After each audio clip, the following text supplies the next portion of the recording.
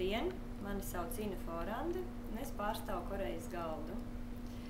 Es jūs aicinu visus atnākt 1. decembrī uz Ziemassvētku tirdziņu un apmeklēt Korejas galdu, jo tur jūs varēsiet baudīt Korejas virtuvē raksturīgos ēdienus, tādus kā kimbabi, čapče, puļgogi un pankūkas Korejas.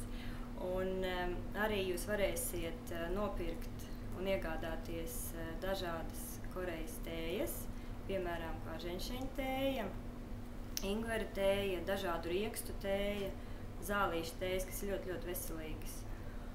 Nu, un vēl jūs varēsiet iegādāties dažādus suvenīrus no Korejas, pārsvarā, kas ir rokdarbs. Un īpaši es gribētu atzīmēt grāmatzīmes, kas ir no zelta. Ļoti plāna zelta, jā, bet viņas ir rokdarbs. Tādas jūs nekur nevarat iegādāties. Tā kā nākat 1. decembrī uz Ziemassvētku tirdziņu, nopērkat kaut ko no Korejas galda un palīdziet mums ievākt pēc iespējas vairāk līdzekļu, lai mēs atkal varam palīdzēt citiem.